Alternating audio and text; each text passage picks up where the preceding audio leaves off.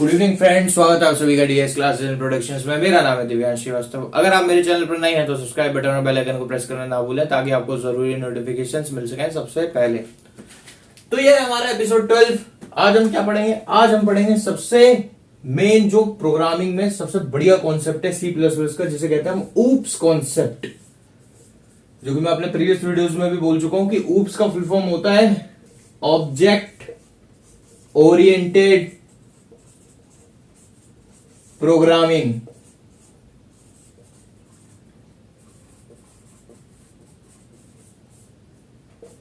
ये डी है, object oriented programming होता है। ऊप्स का मतलब एस स्टैंड्स फॉर सिस्टम्स। तो जब भी आपसे पूछा जाए कौन सा कॉन्सेप्ट फॉलो करती है C plus plus, that is object oriented programming systems, ये फॉलो करती है। और जो सी लैंग्वेज है वो क्या फॉलो करती है? वो प्रोसीजर ओरिएंटेड प्रोग्रामिंग फॉलो करती है, ओरिएंटेड प्रोग्रामिंग।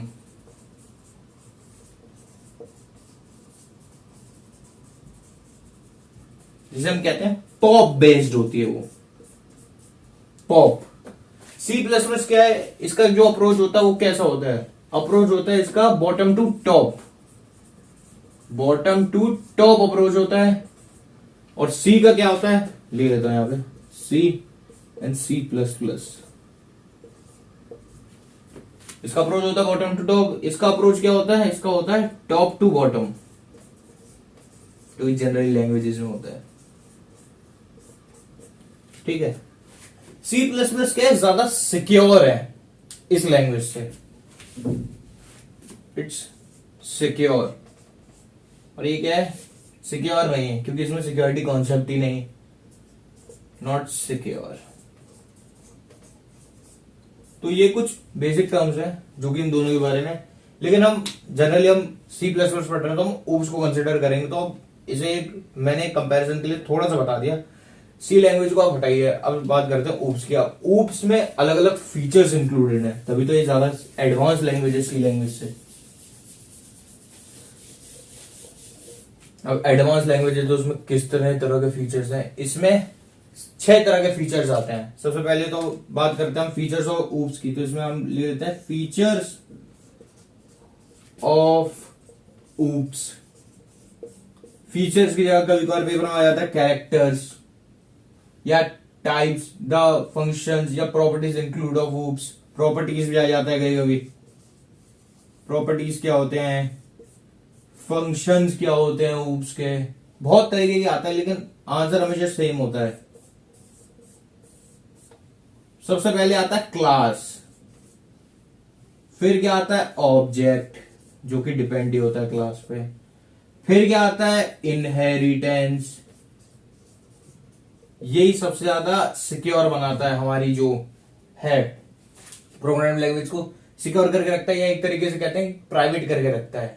जो फेसबुक का कॉन्सेप्ट है कि किसी किसी की प्रोफाइल हमेशा प्राइवेट होती है, जब तक वो आपको फ्रेंड रिक्वेस्ट आपकी एक्सेप्ट नहीं करता तब तक उसकी प्रोफाइल प्राइवेट दिखाई देती है। वो इसी कॉन्सेप्ट पे बेस्ड है, इनहेरिटेंस के। फिर बात करते हैं हम इनकैप्सुलेशन। एक ये हो गया, 4 हो गए, 2 और रहते हैं सिंपल सिंपल से। एक तो पॉलीमॉर्फिज्म और लास्ट एब्स्ट्रैक्शन।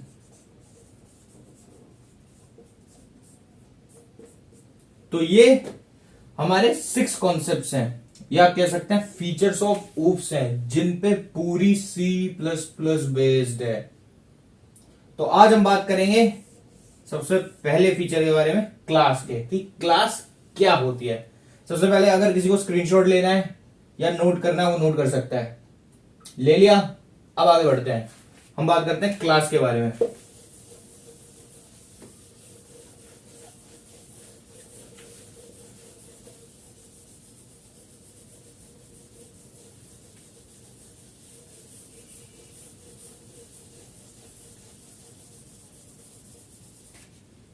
सबसे पहले बात करते हैं ये क्लास क्या होती है। क्लास होती क्या है? क्लास एक यूजर डिफाइंड डेटा टाइप होता है। पहला point, user defined data type होता है। जो अपने खुद के which contain its own member functions, it contain its own member function.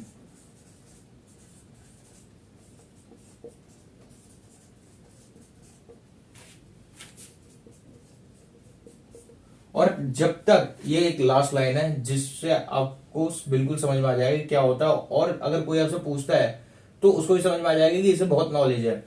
Last एक कॉन्सेप्ट ये कहता है क्लास का कि इसमें मेमोरी जब तक एलोकेट नहीं होगी, जब तक ऑब्जेक्ट डिफाइन नहीं होगा।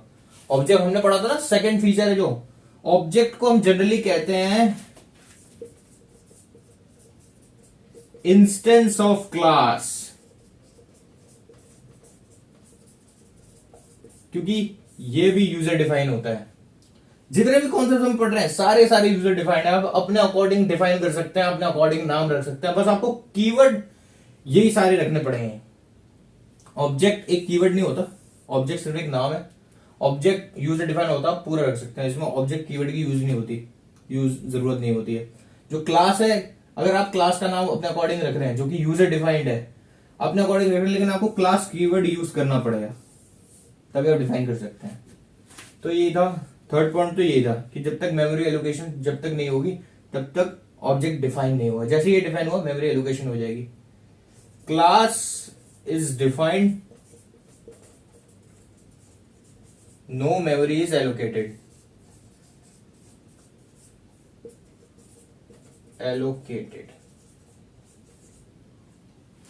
ये हमारे 3 पॉइंट क्लास के बारे में। यूजर डिफाइंड होता है, अपने खुद के मेमोरी फंक्शन कंटेन करता है, और जब तक क्लास जैसे ही डिफाइन हुआ मेमोरी कोई भी एलोकेट नहीं होगी जब तक ऑब्जेक्ट डिफाइन नहीं होगा।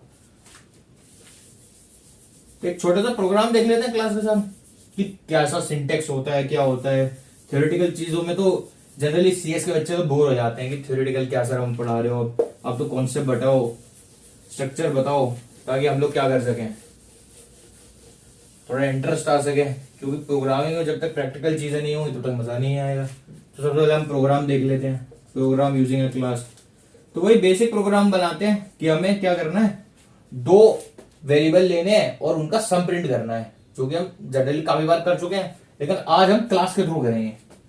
तो बस हेडर फाइल लगाओ, हेडर फाइल में इंक्लूड नहीं कर रहा, मैं डायरेक्ट क्लास से करूंगा, लेकिन चलिए इंक्लूड कर देता हूं क्योंकि फर्स्ट प्रोग्राम है तो फिर आप सबको दिक्कत होगी। इंक्लूड कर दिया मैंने आईओ स्ट्रीम। ये मैं कोड ब्लॉक्स बेस्ड बना रहा हूं, इसलिए इसमें सेकंड हेडर फाइल की जरूरत नहीं। इसमें लगता है using namespace STD, visual studio code में भी यही कमांड लगती है, यूजिंग नेमस्पेस करो, एसटीडी लगाओ, सेमीकोलन लगाओ। अब मेन फंक्शन इसमें बाद में आता है, पहले क्लास ही होगी डिफाइन, क्योंकि ग्लोबल कॉन्सेप्ट के थ्रू ये काम करता है, मेन फंक्शन से बाहर ही काम करते हैं सारी चीजें। क्लास, अब मुझे क्लास का नाम रखना है जैसे ds, ये मैंने नाम रख दिया, करली ब्रेस ओपन कर दिया और एक करली ब्रेस क्लोज होगा सेमीकोलन के साथ। ये क्लास का स्ट्रक्चर है। इन दोनों करली ब्रेस के बीच में पूरा आप कंटेंट डिफाइन करोगे क्लास का। करली, अब जैसी क्लास की बॉडी खत्म तो करली ब्रेस क्लोज करो और सेमीकोलन लगा दो। इसके बाद अब हम क्या करेंगे, वेरिएबल्स डिफाइन करेंगे। इंट, मुझे 2 वेरिएबल लेने, n1 n2 हो गया और सम हो गया, सेमीकोलन लगा दिया। ये तो सिंपल है। अब मैं क्या करूंगा, अब मुझे पब्लिक एक ये डिफाइन करना पड़ेगा, इसे हम कहते हैं एक्सेस स्पेसिफायर, ACCESS स्पेसिफायर। ये क्या करता है, ये भी इसके प्रेजेंस में क्या होता है, आप जितने भी वेरिएबल्स हैं या मेंबर फंक्शन हो क्लास के बाहर कॉल कर सकते हो, क्योंकि पब्लिकली चीज होती है ना कि किसी की प्रोफाइल पब्लिक होती है तो उसे हर कोई देख सकता है, जो फॉलो करता है या नहीं करता उन्हें हर कोई फोटोज उनकी देख सकता है। जैसे पब्लिक फिगर्स होते हैं, सेलिब्रिटीज होते हैं, ठीक है। तो पब्लिक एक, अब मैंने अपने फंक्शन का नाम रख दिया वॉइड डिस्प्ले। मैंने एक फंक्शन का नाम रख दिया, एक फंक्शन बना दिया।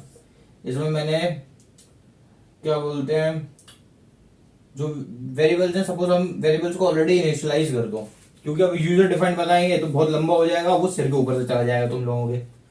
तो सबसे पहले तो हम n1 = 10 रख देते हैं, n2 = 20 रख देते हैं और सम रख देते हैं।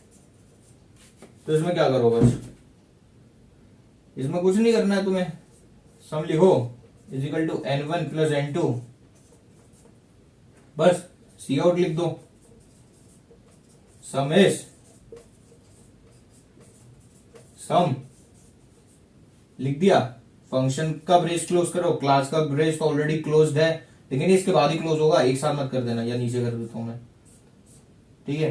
यहां पे फंक्शन का ब्रेस क्लोज। अब बारी आती है, इतना काम कर लिया, इतना स्क्रीनशॉट लो। अब बारी आती है मेन फंक्शन की। मेन फंक्शन होता है इसमें एंड में डिफाइन, उल्टा होता है इसमें। मेन फंक्शन आपने लिखा, डिफाइन किया। अब सबसे पहले क्लास का नेम क्या है, ds। अभी तक कोई मेमोरी एलोकेट नहीं हुई क्योंकि मैंने ऑब्जेक्ट नहीं बनाया। ds क्लास का नेम है।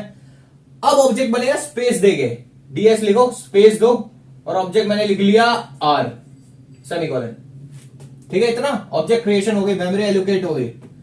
अब इसके बाद इस फंक्शन के अंदर ही तो मेरा सम प्रिंट हुआ है, अब मुझे इस फंक्शन को भी तो कॉल करना पड़ेगा, तो उसके लिए यूज होता है आपका object r dot. Dot operator के साथ ही आप किसी भी फंक्शन को एक्सेस कर सकते हो ऑब्जेक्ट के थ्रू।